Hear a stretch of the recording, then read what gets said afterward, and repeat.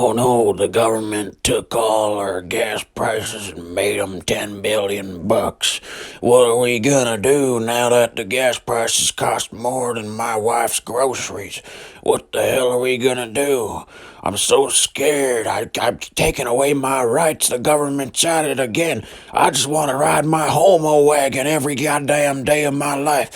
What am I gonna do about these goddamn gas prices? Fucking Trudeau. That's right. Just like all the annoying dude bros are coming up to you in gas stations, forcibly starting conversations about the gas prices in the country and hell, even worldwide, have risen quite a bit. A lot of people are thinking, well, what do you do? The answer 2006 Honda Civic.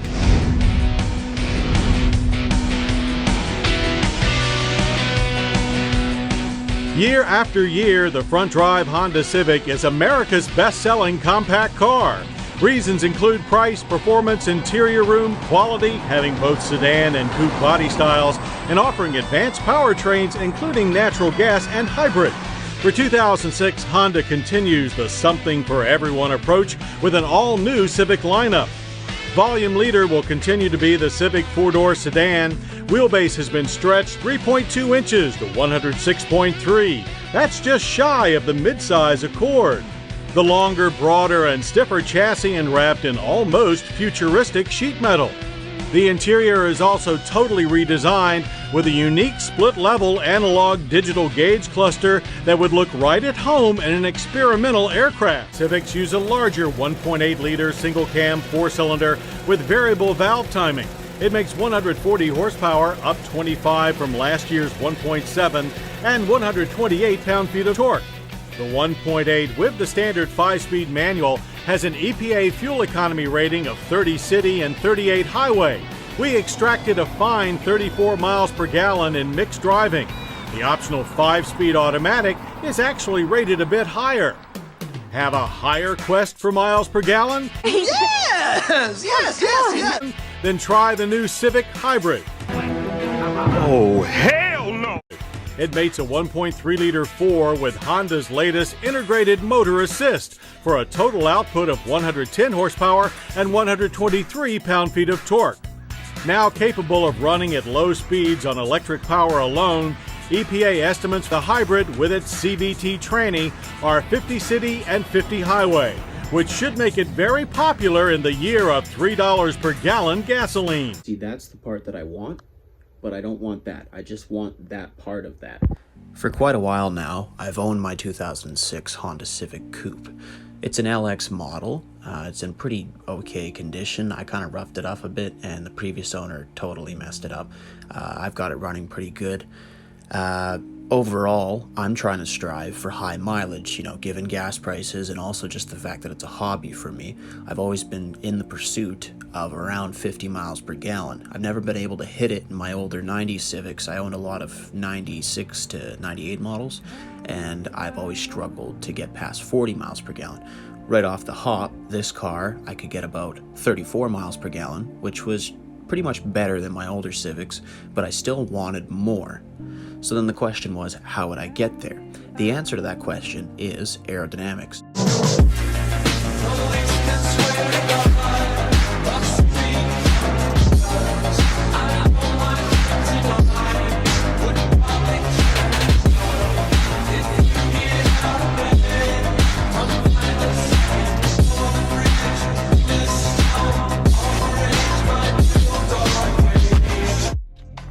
You see, for me, aerodynamics are an art. It is a sort of art where you're trying to make the transition of a body through a medium as sleek and clean as possible, at least in the area of drag reduction, which is what I'm most interested in. There's multiple ways to do this, and a lot can go wrong if you don't do it right. If you don't nail the aerodynamics of the vehicle properly, you can face dangerous, sometimes lethal issues at high speed, or at low speed you can simply just cause a lot of drag, which can rob the efficiency of your vehicle. On the contrary, with proper aerodynamic design, you can reduce the amount of effort it takes to power the vehicle forward at a certain given speed. In that way, you can increase your gas mileage. Now, Only soon after buying this vehicle did I already try and attach some garbage to it to see if I could increase the mileage. I was able to increase the highway mileage from around 36 to around 42 miles per gallon, and that's based on real-world estimates I used by calculating my tank averages. That was pretty good, but I strive for more. So in this video, I'm going to go into detail about what I did to get a much higher score in terms of mileage. First thing I did is remove all my previous modifications and return the car into its stock form. From there, I went and taped on a bunch of wool tufts, and then I laid up a camera on the side of the highway, using that to take slow-mo, high-speed footage of the car as it passes by. I then turned those into screenshots of each individual frame and upped the contrast to try and get a good view of what was happening while the car drove by at around a speed of perhaps 100 kilometers an hour. Then I went and reviewed the footage and looked at how air was flowing around the car. I could see some definite problem areas right from the beginning, mainly being around the wheel wells and on the rear windshield. So most of my work is based on trying to solve the problems within these areas. One of the first things that I tried was based on information stating that adding a rise to the trunk of about no more than 30 degrees should help reduce drag. On this specific vehicle, I didn't notice good results. I noticed a lot of disruption in the flow of the tufts, and I also noticed a lot of noise in the rear of the vehicle as I drove along at about 100 kilometers an hour. I decided that this wasn't worth investigating further, and I kind of just dropped it from there. I then decided to rebuild my original spoiler out of cardboard. I taped that up and tested it and found it to be much better than the previous design. I find that this works very well for reducing drag in a notchback type vehicle, and you can find some backup evidence of this if you look into Bonneville land speed record attempts. It's a very, very common element that can be seen on their cars. I had another road trip coming up, so I stayed up all night applying the sort of research that I did, and I ended up adding the wing and then adding 2 separation edges behind the wheel. These help smoothen the transition of airflow coming behind the wheels off the back of the car. It worked pretty good. I was able to procure a total of around 47 miles to the gallon, verified by tank average, which was much better than my previous trip, a total of 6 miles per gallon better. I woke up hungover one Sunday morning and realized that there was a big road closed sign in my room, so I went and bolted that to the bottom of the subframe, which helps smoothen the transition of air underneath the car and also helps with our rough roads by acting as a skid plate. It saved this car many, many times. I decided to mess around with the front of the car, so I went and swapped out the bumper real quick and took the old one into my shop.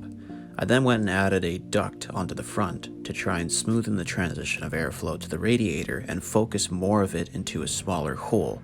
After blocking off the top, I added 2 plates on each side to smoothen transition over the sides of the front bumper, and then added a plate underneath to smoothen airflow onto the skid plate.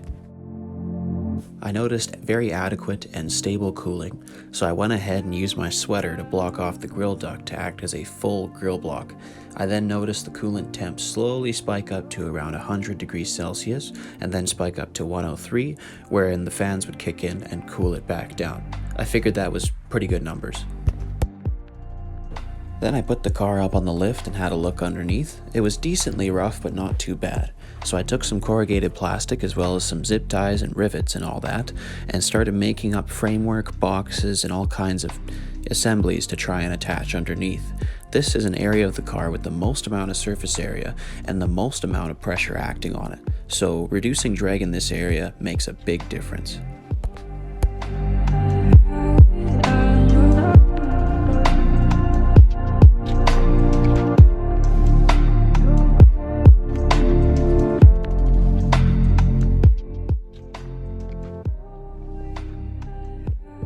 Out of a fear of stuff getting stuck in the front of the car, I made 2 strakes into the ductwork up front. I figured that would help out. With the under tray and the nose job in place, I took the car out on the highway with the camera out back and decided to record my findings and see how it handled at high speed, as well as what kind of mileage it got. It's very stable.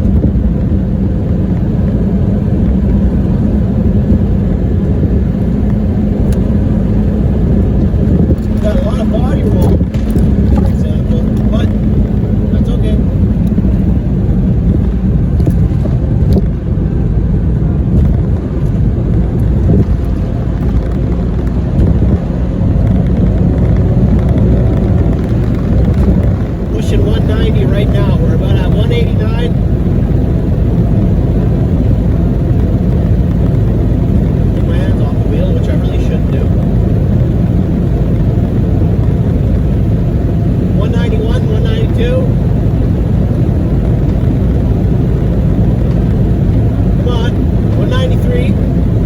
getting about 18 miles per gallon at 194 kilometers an hour. If I let off a bit, let's see, I can get 24 miles per gallon at 190 kilometers an hour. Look at that, eh?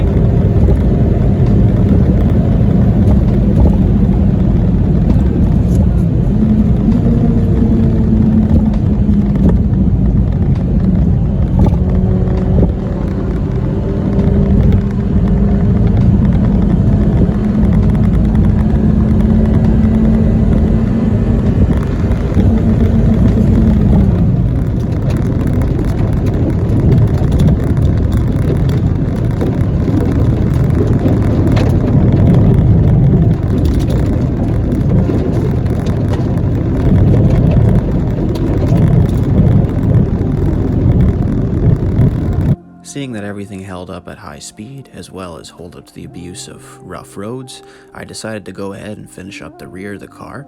I went and cut down my wing and then added some reinforcement panels, and then sort of attached it better to the trunk, connecting just above the license plate without obscuring the license plate lights, and then connected it up to where the stock wing mounts on the end of the spoiler. Then I built up some side pods that would sort of connect the wing to the side of the car and help smooth air that's coming off the back of it without obscuring the taillight.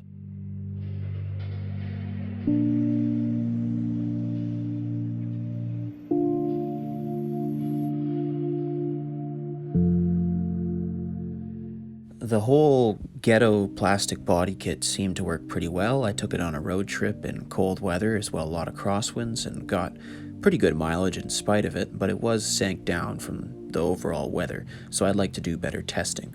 But overall at home, commuting with the car, it seems to be doing pretty good, and at lower speeds it's getting in the avenue of around 47 miles per gallon, so not better than before, but pretty good considering the current weather. It's very cold here.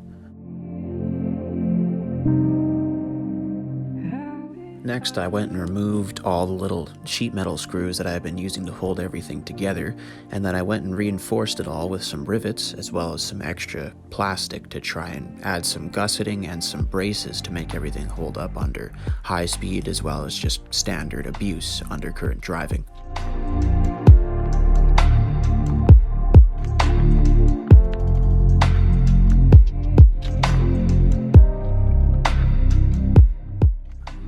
Took everything off and hit it with some black matte spray paint. Kind of oversprayed a bit in certain parts because the can was old and not functioning properly, but it doesn't really matter. Just enough to make the car a bit less noticeable, even though it is still very weird and kind of ugly looking.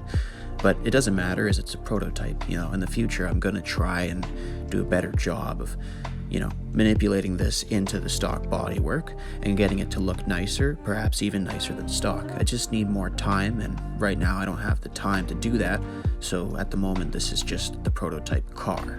I will be updating soon, or whenever I can, with some testing, as right now it's too snowy outside, too cold and everything for me to do proper testing of the car. I also have other projects on the go, but when I get to that I will upload. For the time being, this will be the first part of a series on this car in which I'm trying to maximize the possible aerodynamic potential without making any major modifications or cutting into the bodywork. So far it's been going pretty good, but I'm still just shy of 50 miles per gallon. When I get there, I will update and I will try even harder to see if I can get up to 60 miles per gallon, if it's possible. But so far so good. For those that have made it this far into the video, I commend you. It's kind of a slog. I'm trying to get better with expediency in my videos, trying to cut out a lot of like the shoe polish in the narration as well as the scene work. I'm also trying to get a lot better with just the recording process and voiceovers, as I find I'm pretty awkward and it's a bit uncomfortable for me to record these. In the future, I will be updating more on this channel. I'd like to talk more about my recent projects, as I haven't for quite a while now, and they are in sort of stark contrast to what I've done before. There is much more of an interest that I hold in vehicle dynamics, whether it be handling, aerodynamics, styling, and everything. And I'd love to talk more about this on this channel, as well as provide footage into the sort of projects, attempts, and research that I've been doing. So I will update that when I can and when I have the resources to. In the meantime, thank you for watching. If you'd like to see more of this, subscribe. I can't promise I'll update very often, but when I can, I shall. And if you're interested in other things, I will be trying to get back to that as well. It's just a matter of when I can. In the meantime, I'll see you in the next video.